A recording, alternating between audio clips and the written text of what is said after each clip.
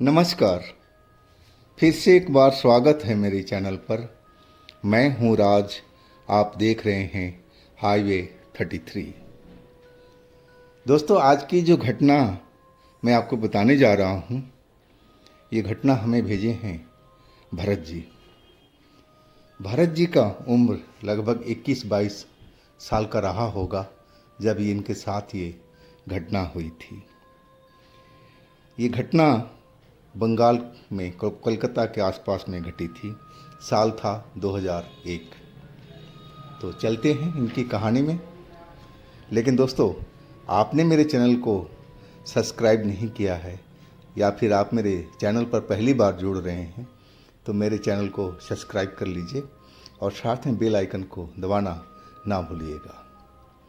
तो शुरू करते हैं आज की ये कहानी। दोस्तों, मेरा नाम भरत है। मेरी उम्र लगभग 21 या 22 साल की रही होगी।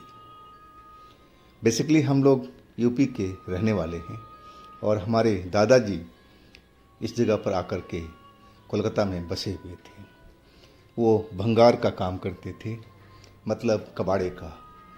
वो पुराने लोहा लंगड़ वगैरह खरीदते थे और फिर वो बड़ी बड़ी फैक्ट्री को जो गलाने के काम में आता था उनको बेचा करते थे। और इसी काम से हमारा परिवार चल रहा था, पल रहा था। और इस काम में मेहनत तो था लेकिन पैसा भी बहुत था।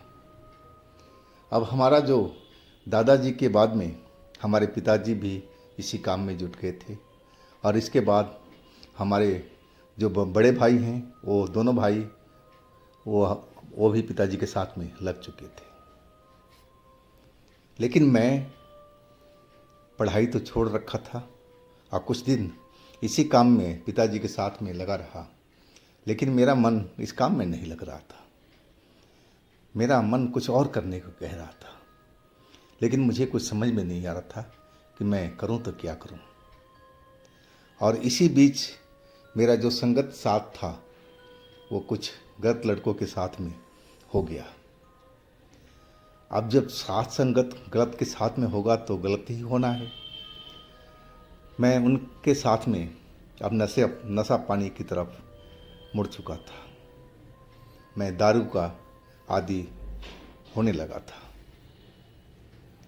जब मैं दारू पी के घर पर जाता रात को तो माँ भी डांटती और भाई तो पिटाई भी करते थे। लेकिन बस मैं अपना आदत छोड़ नहीं पा रहा था। अगले दिन कुछ देर तो मैं दुकान पर जाता और फिर जब इधर उधर लोग हो जाते मैं वहाँ से अपने यार दोस्तों के पास पहुँच जाता। वो सुनसान सड़क थी, लेकिन आगे चल के कुछ फैक्ट्रियाँ थी और वहाँ पर कुछ ट्रक वगैरह खड़ा हुआ करते थे और पास में ही दारू बिकता था। अब मेरा अड्डा उस जगह पर बन गया था। वहाँ पर एक पंचर वाला था, पंचर की दुकान चला रहा था और उससे मेरी दोस्ती हो चुकी थी। वो लड़का मेरी ही उम्र का था और वो पंचर के काम करके अपना परिवार को पाल रहा था। मैं उसके पास जा कर के अब बैठने लगा था, है कि मेरे पास में और कोई काम तो था नहीं। मैं दारू पीना और फिर वहाँ बैठ कर के बातें करना। मेरा साथ संगत देख कर के वो मुझे समझाने लगा कि देख भाई, जो तू कर रहा ना, अभी इतनी उम्र नहीं है। खैर उम्र भी ना हो लेकिन ये काम बिल्कुल गलत है। इसमें पैसा शरीर दोनों का बर्बादी है। लेकिन उसकी ये बात मुझे अच्छी नहीं लगती। अब मैं बोलता देख भाई, बैठाना है तो बैठा, ना तो कहीं हम जा कर के और बैठेंगे।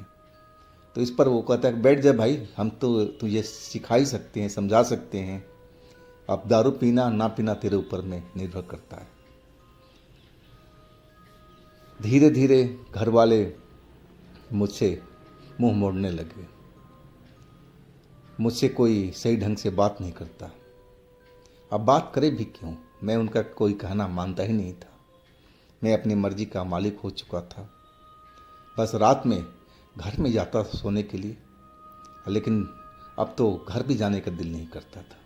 मेरे घर में कोई पूछ ही नहीं थी। माँ भी पहले राह ताका करती थी, लेकिन अभी वो अपना मुंह मोड़ चुकी थी, और पिताजी का, भाइयों का यही हाल था। आखिर कौन कब तक देखेगा। अब मैं अपनी आदत तो सुधारने से रहा।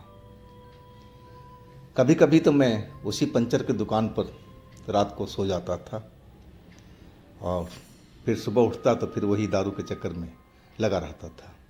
लेकिन अब मेरे पास में जो पैसा था वो ख़त्म हो चुका था।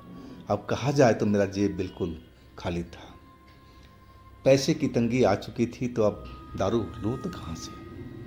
आज जो यार दोस्त मेरे साथ में लगे रहते थे दारू पीने के लिए, वो अब मेरे से कन्नी काटने लगे। अब वो दूसरा मुर्गा को फंसाने में लगे थे, जो उनकी बात माने और तभी तो उनको दारू मिलेगा। अब मेरे पास तो खुद के लिए पैसे नहीं थे, तो मैं उनके लिए कहाँ से दारू पिलाऊं। मैं समझ गया था कि ये बस मतलबी दोस्त थे और हमें चंगुल में फंसा दिया और खुद ये भाग गए। लेकिन आदत तो आदत होती है। मैं हर रात को सोचता कि कल सुबह से मैं दारू को हाथ नहीं लगाऊंगा, लेकिन सुबह उठते ही पेट के अंदर में पता नहीं क्या होने लगता था कि जब तक दारू न मिले मुझे चैन नहीं पड़ता था। अब मैं करूं तो क्या करूं। अब उस पंचर की दुकान वाले से मैं कुछ पैसे उधार लेना शुरू किया। मैं बोला, भाई तुझे ब्याज सहित पैसा चुका दूंगा, कुछ दिन के लिए मुझे उधार दो। वो लड़का मेरी बात पर विश्वास करता था और कुछ पैसा उधार दे दिया, लेकिन वो पैसा कब तक चलता, वो भी ख़त्म हो चुका था। अब तो कोई मुझे उधार भी देने वाला नहीं बचा था। मैं वहीं पर उदास पंचर की दुकान पर साइड में बैठा, वो अपना काम करता, अब मैं ऐसे ही बैठा रहता। और तभी वो दिन था रविवार का। सड़कें उस दिन खाली खाली सी थी, ज़्यादा कोई भीड़ भाड़ नहीं थी, और एक गाड़ी आकर के, सफ़ेद रंग की गाड़ी, पंचर की दुकान के जहाँ मैं बैठा था वहीं पर आकर के रुकी। मेरे पास में इतनी सटा करके वो ड्राइवर ने गाड़ी लगाया था कि मुझे लगा कहीं ये मुझे ठोक न दे। मैं जल्दी से उठ करके खड़ा हुआ और उस ड्राइवर को डांटने लगा, अरे भाई तेरे को दिखाई नहीं पड़ता है, इतनी सटा कर कोई गाड़ी लगाता है, जब तू देख रहा है कि मैं यहाँ पर बैठा हुआ हूँ फुटपाथ पर, तो ऐसी तरफ क्या चलती है। अब फिर मैं पीछे की तरफ झाँका तो वहाँ मुझे एक काले कपड़ों में एक अधेड़ व्यक्ति, चश्मा लगाए, काला चश्मा लगाए, और गलों में बहुत सारा माला पहने हुए था, रुद्राक्ष का, तुलसी का, कौन सा माला था मुझे ध्यान भी नहीं है और न मैं जानता था, लेकिन मालाएं थी। और आंखों पर काला चश्मा लगाए हुए था। सर के बाल सफ़ेद थे, दाढ़ी भी सफ़ेद थी, सर के बाल लंबे लंबे। मुझे कोई फिल्मी खलनायक की तरह ऐसा दिखाई पड़ रहा था। और वो जो ड्राइवर था गाड़ी का, सफ़ेद गाड़ी का, वो भी थोड़ा अधेड़ ही व्यक्ति मुझे दिखाई पड़ रहा था। और तभी वो ड्राइवर बोला कि सुनो भाई, साहब आपसे कुछ बात करना चाहते हैं, 1 मिनट चले जाओ इनके पास में, कुछ पूछना चाहते हैं। मैं तो दारू के लिए व्याकुल था। मैंने सोचा कि अगर ये मुझसे कुछ पूछेगा तो उसके बदले में मैं बोलूँगा कुछ पैसे दे दो या दारू दिलवा दो। मैं वहाँ खिड़की पर पहुँच गया और तभी वो जो काले कपड़ों में इंसान था वो गेट खोल दिया और बोला, भाई खाली हो तुम, थोड़ा सा काम है। यानी कि जी खाली तो हूँ, बताइए। कहा चलना पड़ेगा मेरे साथ में, और जो भी आपका पैसा होगा हम दे देंगे। मैंने बोला काम तो बताइए, कहाँ जाना है, मैं समझ तो लूँ कि मैं कर पाऊँगा या नहीं कर पाऊँगा। वो कहने लगा कोई भारी काम नहीं है, अभी मैं बताऊँ आपको कि आपसे कुछ बातें करनी है, काम को आपको समझाऊंगा। अगर आपको काम समझ में आ गया तो मैं आपको बहुत सारा पैसा दूंगा, जितना कि आप कभी देखे नहीं होंगे। उसकी बात सुन कर के और मैं तो दंग रह गया था कि आखिर ऐसा कौन सा काम था जो मैं कर पाता और ये लोग नहीं कर पाते। मुझे उसके बातों में इंटरेस्ट आने लगा। मैं बोला, साहब कोई खतरे वाला काम तो नहीं है? वो बोला, नहीं नहीं, ऐसा कोई खतरा वाला काम थोड़ी मैं दूंगा किसी को। आप अंदर आ जाओ, गाड़ी में बैठ जाओ, 2 मिनट बात कर लेते हैं। अगर आपका इच्छा हो तो चलना, और नहीं तो मना कर देना। बस यही मौका था उस आदमी से कुछ पैसे लेने की। मैं बोला, साहब मेरी भी एक शर्त है, मुझे दारू की ज़रूरत है, आप थोड़ा सा पैसा दे दो ताकि मैं अपना गला तर कर आऊँ और तभी मैं आपसे बात कर पाऊँगा। मेरा तबीयत बिगड़ रहा है दारू के बिना। अब वास्तव में मेरे यही हाल हो रहा था। वो हंसते हुए बोला, अरे क्या तुम देसी दारू पियोगे?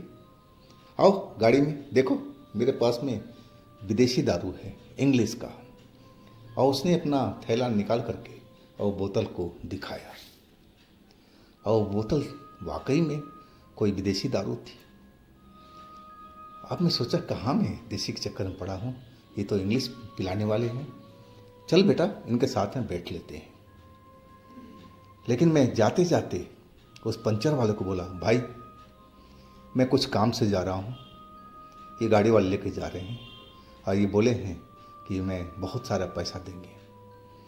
वो पंचर वाला मेरा दोस्त मना करने लगा कि भाई तू ऐसे किसी खतरे में मत पड़, क्या पता ये कौन लोग हैं और क्यों तू चले जा रहे हैं।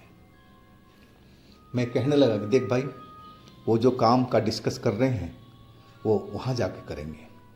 अगर वो बोले हैं कि पसंद नहीं आएगा तो वापस आ जाना। तो वही मैं देख लेता हूँ, अगर काम मेरे से हो पाएगा, उसमें खतरा नहीं होगा तो मैं ज़रूर करूँगा, ताकि मुझे बहुत सारे पैसे मिले। मैं उसको समझा करके और गाड़ी की तरफ चल दिया। लेकिन वो बोलता रहा कि भाई रुक जा, मत जा, ऐसे अनजान लोगों के साथ में जाना सही नहीं है। लेकिन मैंने उसकी एक भी नहीं सुनी और गाड़ी में जा कर के पीछे बैठ गया और गाड़ी चल पड़ी। वो जो काले कपड़ों में शख्स था अब तो बोतल खोल चुका था और पैक भी, गिलास भी थी, सोडा भी था, चखना भी था और हमें देने लगा। वो 2 गिलास में बनाता, एक अपने लिए एक मेरे लिए। अपने में तो थोड़ा कम रखता, लेकिन मेरा जो गिलास था भर भर के दे रहा था। लेकिन मैं जहाँ ठर्रा देसी पीने वाला, इंग्लिश से मुझे क्या फ़र्क पड़ना था। और मैं जल्दी जल्दी कुछ गिलास तो चढ़ा ही गया था। लेकिन हाँ, अब मेरा शरीर काबू में हो चुका था। अब मैं बात करने लायक हो गया था, शरीर बिल्कुल मेरा फिट हो गया था दारू अंदर जाते ही। मैं उनसे बोलने लगा कि हाँ सर, आप बताएं, आप ऐसा कौन सा काम है जो मुझे आप देना चाहते हैं, और वो भी ढेर सारे पैसों के साथ में। वो कहने लगा कि देखो, मैं तुम्हें जगह दिखाना चाहता हूँ और वहीं पर समझाना चाहता हूँ, तब आपको समझ में आएगा। वैसे यहाँ से बोल करके कोई फ़ायदा नहीं है, थोड़ा देर इंतज़ार करो और हम लोग पहुँचने वाले हैं। वो जो सड़क थी वो ख़त्म नहीं हो रही थी, वो तो हाईवे जैसी थी। हाँ, अब वो सुनसान एरिया हो चुका था और उनकी कार दौड़ती चली जा रही थी। आखिरकार एक फैक्ट्री नुमा जगह पर जाकर उन्होंने गाड़ी रोका। मैंने देखा ये तो कोई बड़ी सी फैक्ट्री है, लेकिन ये बंद दिखाई पड़ रही थी। गेट पर एक चौकीदार खड़ा था और गाड़ी देखते ही गेट खोल दिया और गाड़ी हमारी उस मिल के अंदर में पहुंच गई थी। जब मिल के अंदर पहुंची तब जाकर एक जगह पर गाड़ी रुकी और फिर हम गाड़ी से उतर गए। मेरा शरीर अब बिल्कुल दारू के नशे में था, लेकिन बिल्कुल फिट था। अगर दारू नहीं होता मेरे शरीर के अंदर तो मैं लड़खड़ाता और मुझे चलने का ताकत नहीं मिलता, लेकिन अब मैं बिल्कुल अपने को फिट फार मान रहा था। अब फिर वो अंदर की तरफ चल पड़े। सिर्फ ड्राइवर तो वहीं रुक गया था और वो काले कपड़े वाला इंसान और मैं। अब हम अंदर मिल के जहाँ मशीनरी लगी हुई थी और उस जगह पर हम पहुँच गए थे। अब फिर वो जो इंसान था काले कपड़े वाला, उसने बताना शुरू किया कि देखो, ये जो मिल देख रहे हो ना, ये 1 साल से ऊपर हो चुका है इसको बंद हुए, और इसमें कुछ ऐसी ताकतें आकर के बस गई है जो यहाँ से निकल नहीं पा रही हैं, और वो जो भी काम करने आता है उनको परेशान करती है, उनको मारती है, भगाती है, काम करने नहीं देती है। उस चीज़ को हमें यहाँ से निकालना है। मैं एक तांत्रिक हूँ और तुम मुझे दिख गए और तुम्हारा मैं सिलेक्शन कर लिया इस काम के लिए। अब बोलो तुम कर पाओगे? मैं इतना बड़ा मिल देख करके हैरान था। इतनी मशीनरी लगी हुई थी लेकिन काम बिल्कुल ठप पड़ा था। मैं सोचने लगा मन में कि आखिर मैं क्या कर सकता हूँ? ये तो खुद बड़ा तांत्रिक है, तो ये क्यों नहीं कर रहा है? मैं कहने लगा कि साहब, मैं तो कोई तंत्र मंत्र जानता नहीं हूँ, तो आखिर मैं कैसे करूँगा ये सब काम? वो हंसते हुए बोलने लगा, बोला भाई, आपको तंत्र मंत्र नहीं करना है, करना तो मेरे को है, लेकिन आपको सही मायने में आपको खुली शब्दों में बताना चाहता हूँ कि आपको मैं एक चारा बनाना चाहता हूँ, एक जरिया बनाना चाहता हूँ, जिसके जरिए वो चुड़ैल, वो लड़की जो यहाँ पर है, वो हमारे काबू में आ जाए। वो आपके पास में पहुँचेगी और तब मैं उसको पकड़ लूँगा। बस यही काम करना है आपको। मैं भूत का नाम सुना, चुड़ैल का नाम सुना तो मेरे तो हालत ख़राब हो गई थी। मैं कहने लगा, ये तो भूतों वाला मामला है, और कहीं मेरा कुछ हो गया तो?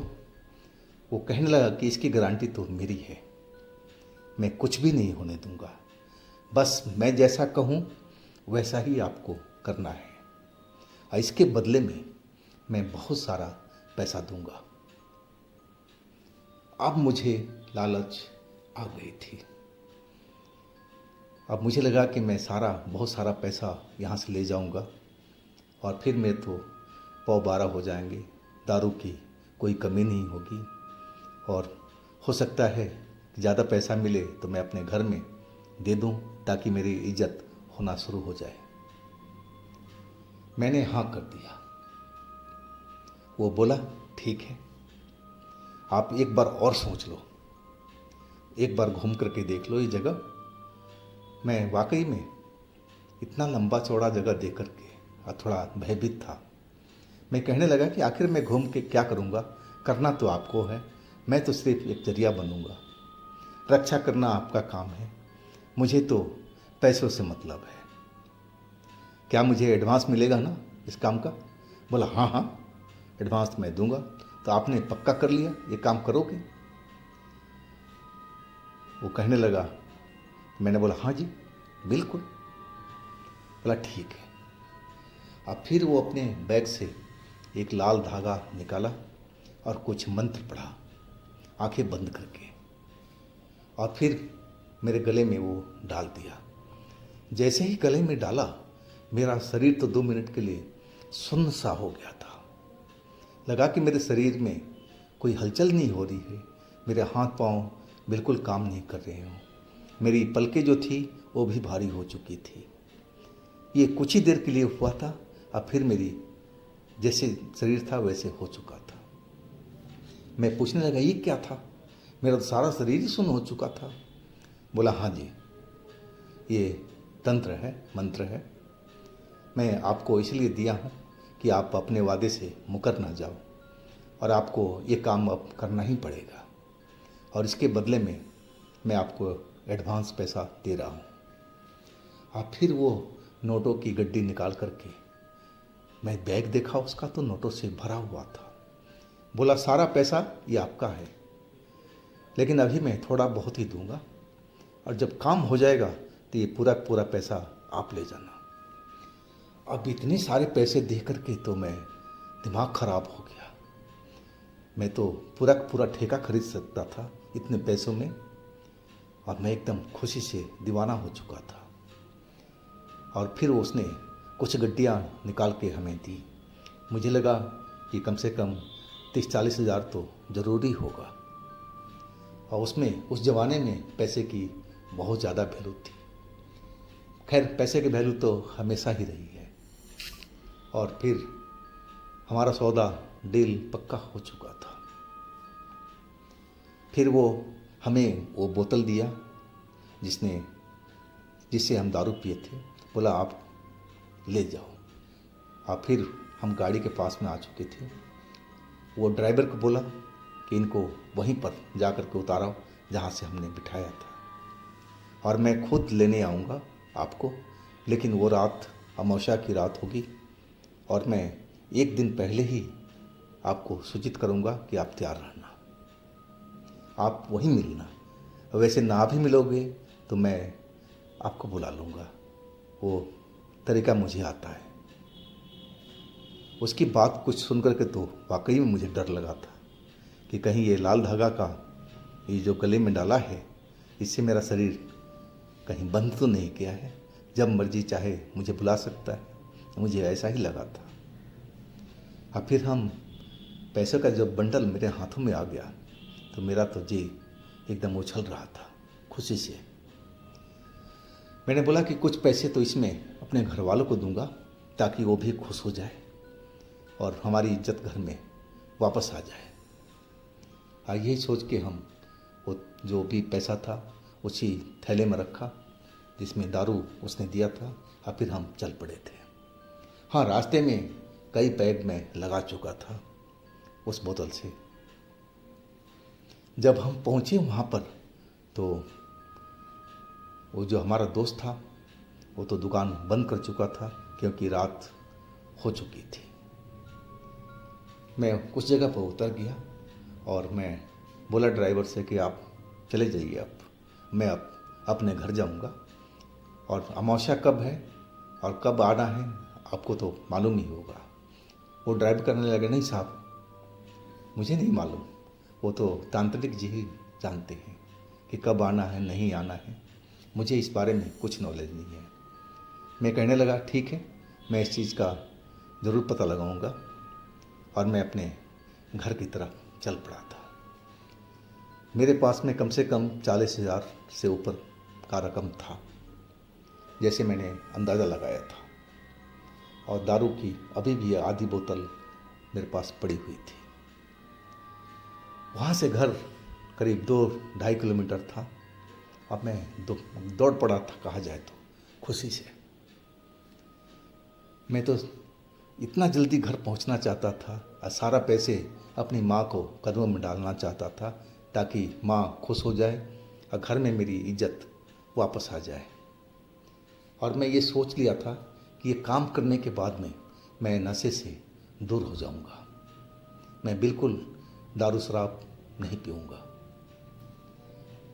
अब हम घर में पहुँचे तो मेरे जैसे पहले इज्जत होती थी, कोई मेरी तरफ देखता ही नहीं था, वैसे भी आज भी हालात हुआ पड़ा था। कोई मुझे परवाह ही नहीं करता था। पिता भी बैठे हुए थे, माँ वहीं बैठी हुई थी, भाई अपने दोनों थे अपने कमरे में थे अपनी पत्नी बच्चों के साथ में। अब मैं सीधा पिताजी के पास पहुंचा। पिताजी दूर से बोले कि मेरे पास में आने की ज़रूरत नहीं है, तू जा अपने कमरे में जाकर सो जा, यहाँ मत आ। लेकिन मैं कहाँ रुकने वाला था। मैं बोला 1 मिनट बाबा मैं आ रहा हूँ, आपके पास में काम है। अब फिर मैं थैला नीचे रखा और उसमें से नोटों का बंडल निकाला और सीधा माँ के कदमों में रख दिया। पिताजी मेरी आंख फाड़ करके देखने लगे। कि ये सब क्या है। मेरी माँ भी का भी ऐसी हालत था, उसका मुंह खुला के खुला ही रह गया था इतने सारे पैसे देख करके। पिताजी बोले, क्या तू अब नशे के अलावा चोरी भी करने लगा है, डाका भी डालने लगा है?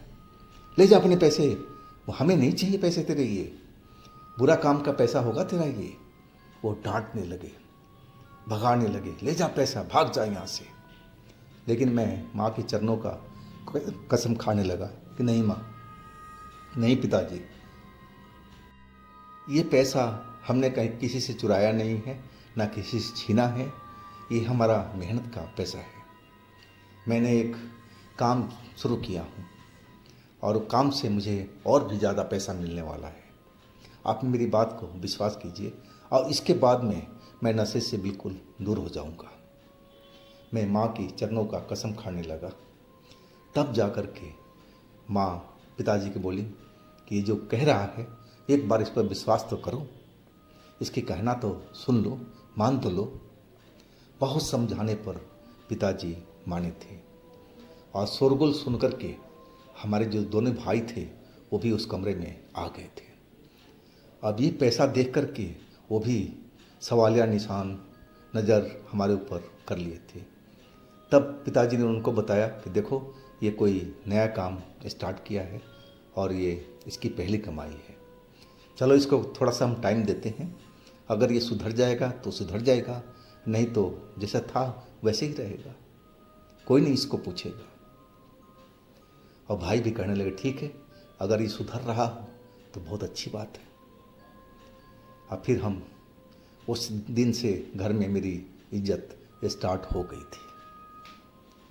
खाना भी मिला, सबसे बात करने का मौका भी मिला।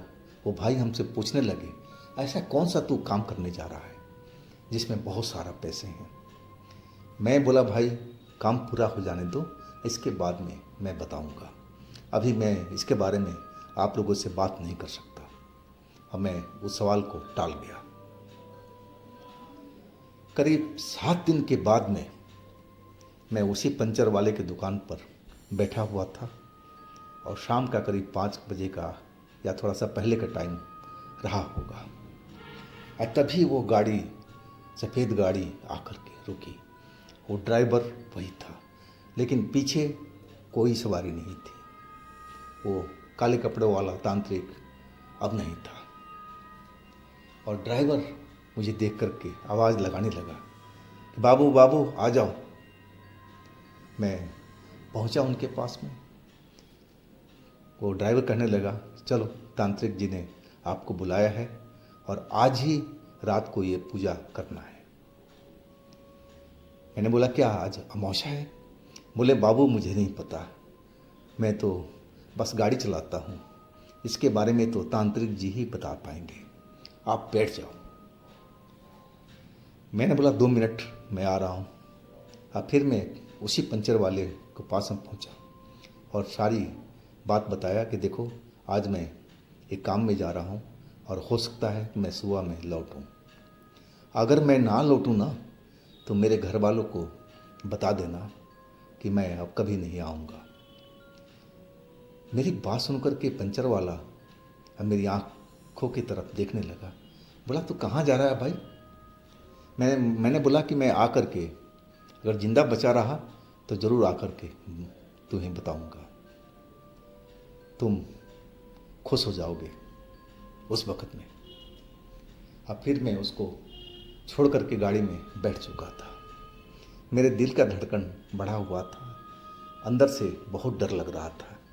मेरे मन गवाही कर रहा था कि ये काम जो मैं करने जा रहा हूँ इसमें बहुत खतरा है और मेरा जान भी जा सकती है। और तभी ऐसी बातें मेरे मुंह से निकली थी। खैर जो भी था, अब हम तांत्रिक के पास उसी मिल में पहुंच गए थे। वो तांत्रिक अंदर मिल में ही एक पूजा स्थल बना रखा था और वहीं पर वो बैठे थे। वो पूजा की सब तैयारी कर चुके थे। मेरे को देख करके वो मुस्कुराए, बोले, आ गए ना आप? मैंने बोला, हाँ जी। चलो आज रात का ही पूजा है, अभी मैं सब तैयारी कर लेता हूँ, लेकिन काम तो रात को होगा। जब आधी रात होगी तब हम काम शुरू करेंगे। तैयार हो ना? मैं बोला हाँ जी बिल्कुल मैं तैयार हूँ, लेकिन अंदर से बहुत डर था, मन में खौफ था। लेकिन मैं अपना खौफ छिपा दिया था, डर को अंदर ही रख लिया था। अब मैं मुस्कुराता हुआ उनसे बोला था। उन्होंने बोला बहुत बढ़िया, हमें डरपोक आदमी तो चाहिए भी नहीं थी, इसमें हिम्मत वाला आदमी चाहिए। इसके बाद ये काम हो गया ना तो तुम्हें पता है मैं कितना पैसा देने वाला हूँ। मैंने बोला ठीक है जी, इसी काम के लिए तो मैं आया हूँ, पैसे की हमें ज़रूरत भी है। बोला ठीक है, अब हम यहाँ चलते हैं और हम रात को टाइम में आएंगे। अब यहाँ का काम तैयारी हो चुकी है, सारा पूजा का, और तुम्हें मैं अब ले चलता हूँ। कुछ बातें अहम बातें हैं वो वहीं पर करेंगे। अब हम उसी गाड़ी में बैठ चुके थे और एक घर में आए। वो घर शायद तांत्रिक का नहीं था, शायद वो उस फैक्ट्री का मालिक का था, कोई गेस्ट हाउस जैसा ही था। क्योंकि वहाँ पर कोई परिवार नहीं था और ना ही ऐसा कुछ लग रहा था कि ये किसी का घर है। बस लग रहा था जैसे गेस्ट हाउस हो, मेहमान आकर के यहाँ ठहरते होंगे। वहाँ पर तांत्रिक ने मुझे वही दारू पिलाया और दारू पीते ही शरीर में जान सी आ गई थी और पावर तो महसूस होने लगा था। वो तांत्रिक मुझे बताने लगा कि देखो डरना तो बिल्कुल नहीं है, अगर तुम डर गए ना तो काम सब चौपट हो जाएगा। तुम्हें अपनी साहस की परीक्षा देनी है, तुम्हें हिम्मत बढ़ा के रखना है। मैं तुम्हें एक चारा बना रहा हूँ, एक जरिया बना रहा हूँ उस चुड़ैल को पकड़ने का। अगर वो एक बार में काबू में आ गई ना तो तुम्हारा कुछ नहीं बिगाड़ पाएगी और तुम्हें मैं कोई नुकसान पहुँचने नहीं दूंगा। मैं आसपास ही रहूँगा, हर गतिविधि पर मेरी नज़र रहेगी और जैसे ही लगेगा कि कुछ गड़बड़ होने जा रही है मैं उसी वक्त आ जाऊँगा और तुम्हें बचा लूँगा। फिर हम अगली बार कोशिश करेंगे। अब मैं समझ गया कि ये काम बहुत मुश्किल है और इसमें कुछ भी गड़बड़ हो सकती है। डर तो अंदर था, लेकिन दारू का जो नशा था वो डर को भगा दिया था। अब खाना पीना हमने वहाँ पर खाया और इसके बाद जब आधी रात होने जा रही थी तब उसी गाड़ी से हम लोग उस मिल में लौटे। एक ही गार्ड मुझे दिखाई दिया, वो अलग गार्ड था। एक दिन वाला गार्ड तो कोई और था, लेकिन ये रात वाला कहीं अलग ही लग रहा था। हम अब अंदर पहुंच गए थे और गेट बाहर से उस गार्ड ने बंद कर दिया था। अब गाड़ी हमें उसी जगह पर उतारी जहाँ पहले उतरा था, दूसरी बार भी उतरा और फिर हम उस जगह पर चले गए जहाँ पर पूजा की सब तैयारी हुई पड़ी थी। अब वो ड्राइवर था, सामान कुछ लाए थे तांत्रिक जी, वो थैला उसी जगह रख कर के और फिर वापस चला गया। और फिर गाड़ी स्टार्ट होने की आवाज़ आई और शायद वो गेट से बाहर निकल चुका था। और फिर गेट की धड़ाम सी आवाज़ बंद होने की आई। मैं समझ गया कि अब गेट बाहर से बंद हो चुका है। अब इस जगह पर हम और तांत्रिक ही हैं और कोई नहीं है। तांत्रिक अपने काम में लग चुके थे। एक जोत जलाया, कुछ हवन सामग्री का जैसा कुछ इस्तेमाल किया। अब मुझे एक जगह पर बैठने को बोला। अब मेरे शरीर पर कुछ इत्र वगैरह छिड़कना शुरू किया जो बहुत ही सुगंध दे रही थी। अब फिर मेरे चारों तरफ उन्होंने गंगा जल शायद होगा, मुझे ऐसा ही लगा था, और उसका घेरा बनाने लगे। मंत्र पढ़ पढ़ करके घेरा को बनाते जा रहे थे। अब फिर वो जोत की तरफ देखते हुए बोले कि देखो इस जोत की तरफ तुम देखते रहना, इस जोत से नज़रें बिल्कुल मत हटाना। तुम्हारे पास में कुछ अजीब अजीब हरकतें होंगी, अजीब अजीब तरह का आवाज़ें सुनाई पड़ेगी, तुम मुझसे डरना नहीं, लेकिन अपनी नज़रें इस जोत से जो दीपक जल रहा है इसे बिल्कुल अलग मत करना। और जैसे ही वो चुड़ैल इस एरिया में आ जाएगी, मैं जाल बिछा रखा हूँ, अब मैं उसको पकड़ लूँगा, अब फिर ये फैक्ट्री चालू हो जाएगी। अब मैं समझ चुका था कि मुझे क्या करना। लेकिन मैं उस तांत्रिक से बोला, अगर कोई खतरा मेरे पे आई तो क्या आप मुझे बचा लोगे ना? आप यहीं पर होगे ना आसपास में? बोला, हाँ मैं रहूँगा, लेकिन दिखाई नहीं पड़ूँगा, मैं छुप के रहूँगा। तुम बिल्कुल अपने काम पर ध्यान दो और अपनी जो ध्यान है इस जोत पर रखो, अपनी आँखें इसी जोत पर रखना, इधर उधर आवाज़ पर मत भटकना, चाहे कुछ भी तुम्हारे पास में आकर के हो, बिल्कुल भटकना नहीं है।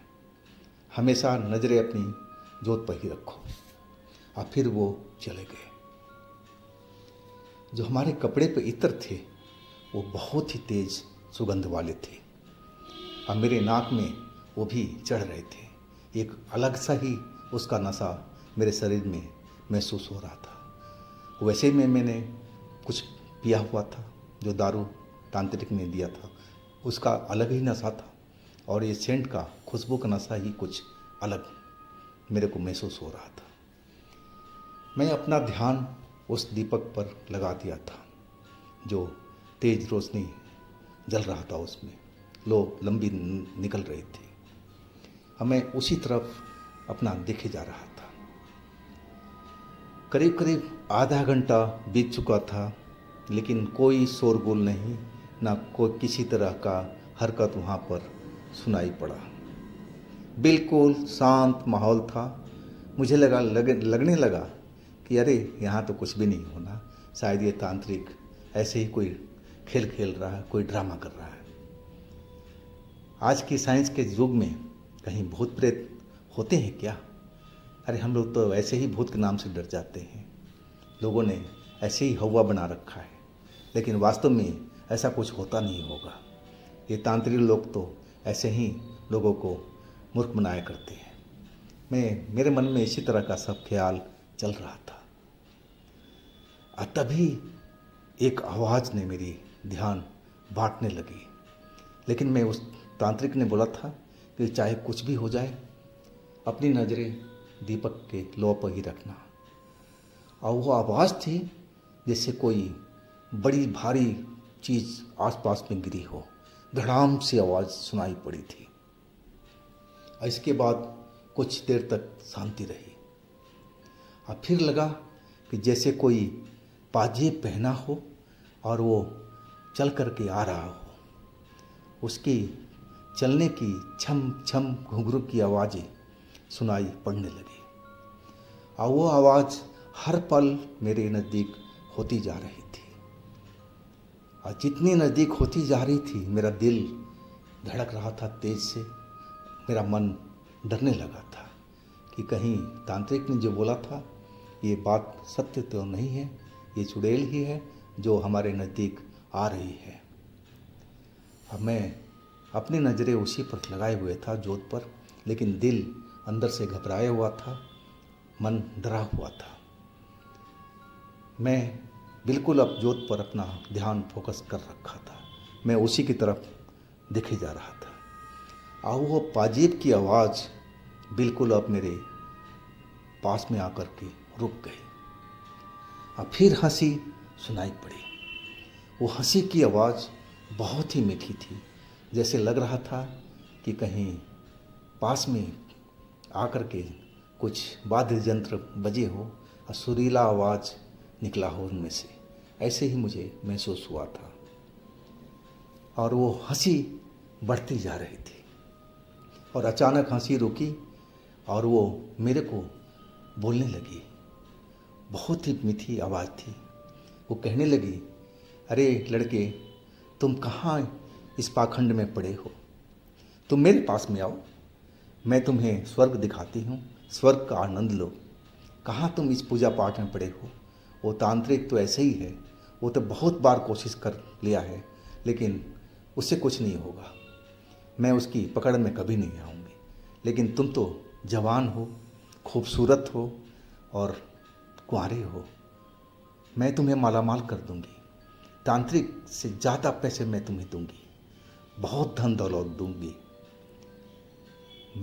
उसकी बातों पर ध्यान जा रहा था। वो मुझे प्रलोभन दे रही थी। शायद उसको पता लग चुका था कि तांत्रिक मुझे पैसा दे रहा है। इसको कैसे मालूम? ये तो आत्मा है, ये चुड़ैल है। लेकिन फिर मन कहने लगा कि ये तो सब कुछ जानती होगी, और मुझे मन भटकने लगा। मेरा मन कई तरह में बट चुका था, लेकिन तांत्रिक ने बोला था कि अपना मन को भटकाना नहीं है, चाहे कुछ भी हो जाए। मैं चुपचाप रहा, मेरा ध्यान उसी ज्योत पर लगी रही। वो तरह तरह की प्रलोभन मुझे देने लगी। वो कहने लगी कि मैं तुम्हें एक बंगला दूंगी, बहुत सारा पैसा दूंगी, मैं भी तुम्हारे साथ में रहूंगी, तुम्हारी दासी बन करके। तुम छोड़ो इसको, ये पूजा स्थल से तुम बाहर आ जाओ, मेरे पास आओ।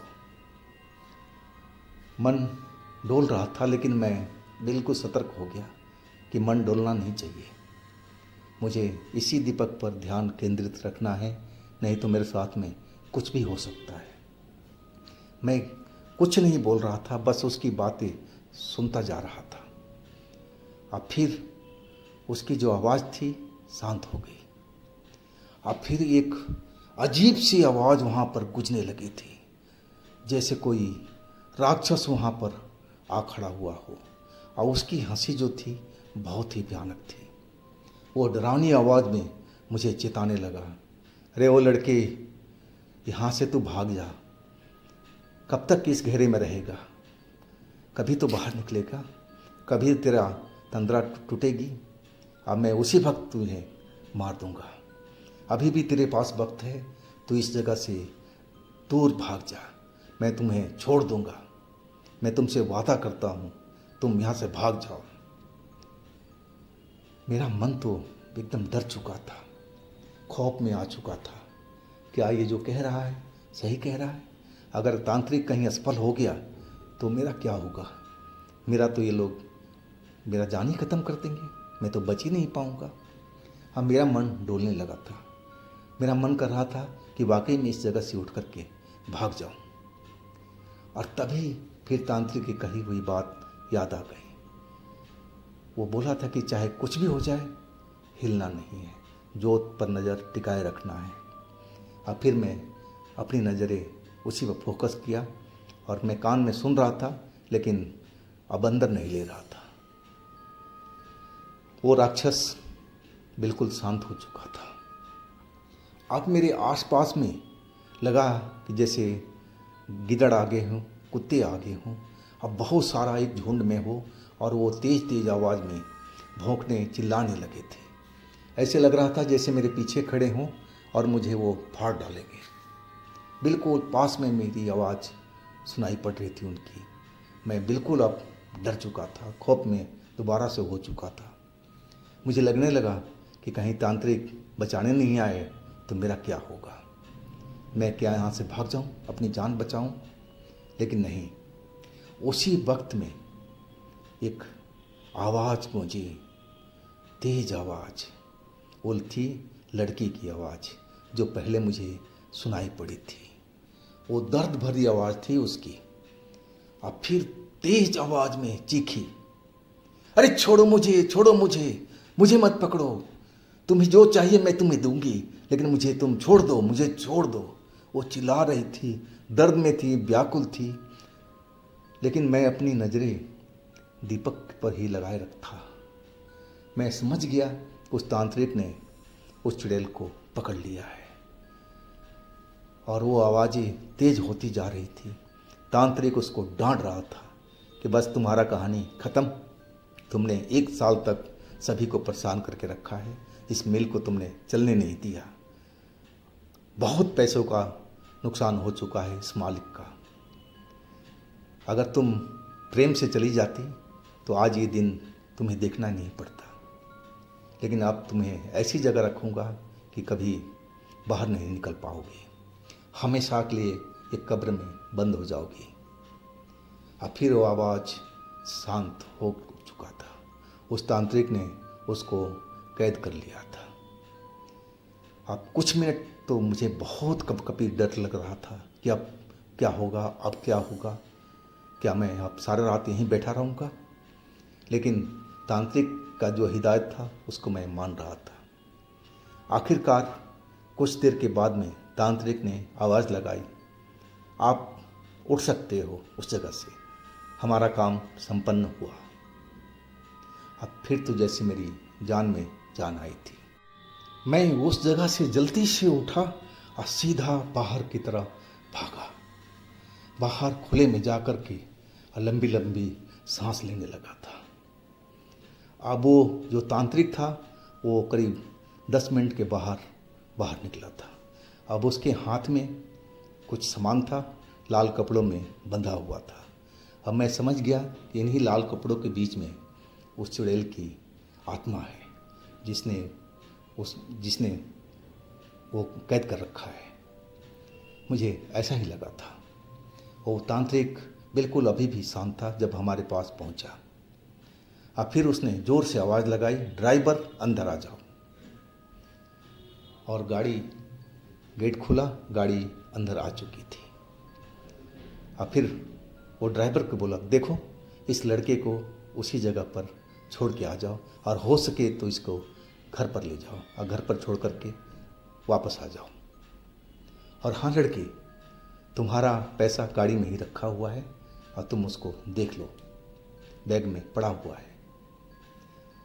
तुमने अच्छा सहयोग दिया, तुम्हारे सहयोग के वजह से ही मैं इस चुड़ैल को पकड़ पाया। अब मैं बहुत खुश लग रहा था। डर तो काफ़ी मैं झेल चुका था, लेकिन पैसे के नाम से अंदर एक खुशी प्रकट हो चुकी थी। अब मैं जल्दी से दौड़ता हुआ गाड़ी के अंदर पहुंच गया। अब आके वहाँ पर एक थैला रखा हुआ था और उसमें नोटों के बंडल रखे हुए थे। मुझे लगा कि कम से कम 2 लाख से ऊपर का नोट होगा।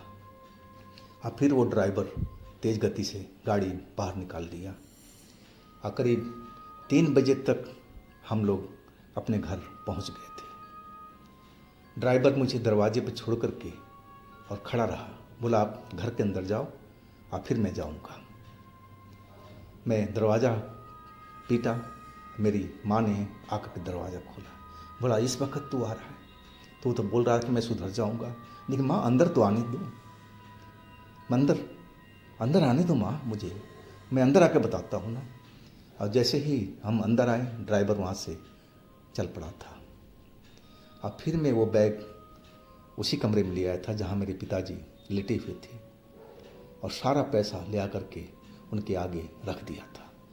अब इतना सारा पैसा देख करके वो उछल से गए थे और कहने लगे, क्या तू फिर चोरी किया है? सही बता, तू कैसे पैसा लाया है?